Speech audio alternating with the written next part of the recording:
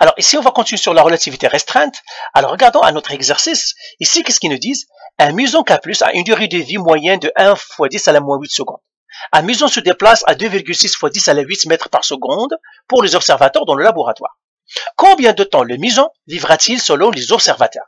Donc ici, j'ai un muson et j'ai un laboratoire, donc j'ai le lab, et j'ai un muson qui se déplace par rapport au laboratoire. Il a une vitesse. Dès le moment qu'il a une vitesse, encore une fois, il se trouve dans un champ référentiel. Je vais le mettre dans une bulle, tout simplement pour dire qu'il est dans sa propre bulle. Et c'est un référentiel. Donc j'ai le référentiel R1, laboratoire, et j'ai le référentiel R2.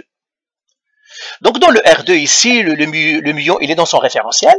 Et puis j'ai quoi? J'ai le delta TS égale, delta TM égale, et puis j'ai la vitesse égale, et puis j'ai C égale.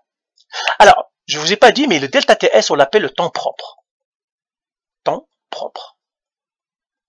Alors, le temps propre, c'est le temps que tu as quand tu es dans ton référentiel.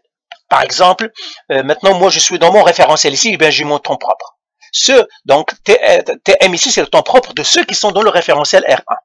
TS est le temps propre du muon parce qu'il est dans son référentiel. Donc, temps propre, le temps dans ton référentiel. Donc, temps propre, le temps dans ton référentiel. Le temps mesuré dans ton référentiel. Mesuré dans ton référentiel. Dans ton référentiel. Donc là où tu bouges pas, là où tu es content, tu es à l'aise, il n'y a rien, tous les objets autour de toi, ils ne bougent pas, eh bien on l'appelle le temps propre. Donc delta, quand vous entendez que j'ai dit temps propre, ben, c'est delta TS. Même chose dans la littérature, vous pouvez voir temps propre, eh bien c'est le delta TS. Eh bien qu'est-ce qu'ils nous disent ici? Un muson a une durée de vie, c'est-à-dire sa durée de vie, donc son temps propre est 1,0 fois 10 à la moins 8 secondes. Un muson se déplace à 2,6 fois 10 à la 8 mètres par seconde. Donc la vitesse est 2,6 fois 10 à la 8 mètres par seconde. La vitesse de la lumière, ça on le sait, c'est 3 fois 10 à la 8 mètres par seconde. Et qu'est-ce qu'on cherche? Combien de temps le muson vivra-t-il selon les observateurs du laboratoire? Lui, il observe ici, il dit combien. Donc c'est le delta TM. Je cherche celle-là. Encore une fois, c'est une formule facile. Résolution de niveau 1. Ça va faire delta TS sur racine carrée de 1 moins V sur C, le tout au carré. Ben, c'est un calcul facile pour vous. Delta TM est égal à quoi? Est égal à 1,0 fois 10 à la moins 8 secondes sur racine carrée de 1 moins, je ne sais pas pourquoi j'ai fait cette parenthèse-là ne sert à rien, c'est 1 moins 2,6 fois 10 à la 8 qui divise 3 fois 10 à la 8, le tout au carré. Et bien ça nous donne ça, si vous faites les calculs, vous allez trouver que le delta TM, c'est un calcul facile, 10 à la 8, 10 à la 8, il faut s'en aller. Donc ça vous donnerait 2,0 fois 10 à la moins 8 secondes. C'est ça le delta TM.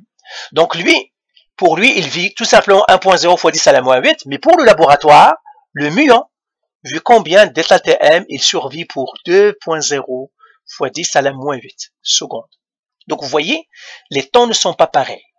Lui ici, il a vécu pour lui, le muon, il dit, je n'ai vécu que 1,0 fois 10 à la moins 8 secondes. Mais dans le laboratoire, ils disent, non, il a vécu plus que ça. Delta TS, il a vécu pour nous, il a vécu 2,0 fois 10 à la moins 8 secondes. Donc voilà, donc je vais écrire la réponse ici.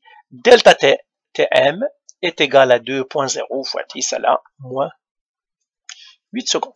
Question B. Donne deux conséquences importantes de la vitesse de ce muon.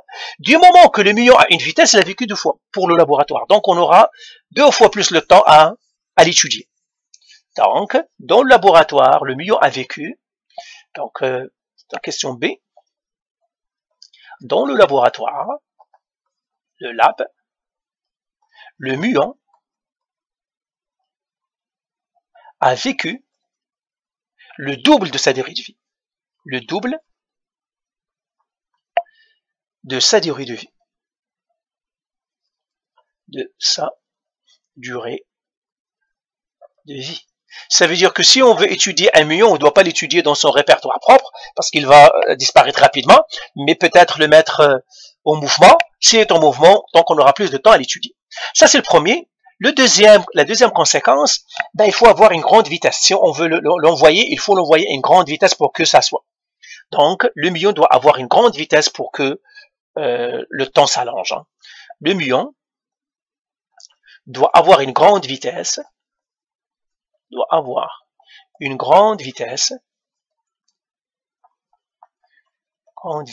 pour que l'effet de la dilatation se fait sentir, pour qu'il dure pour qu'il survit plus longtemps.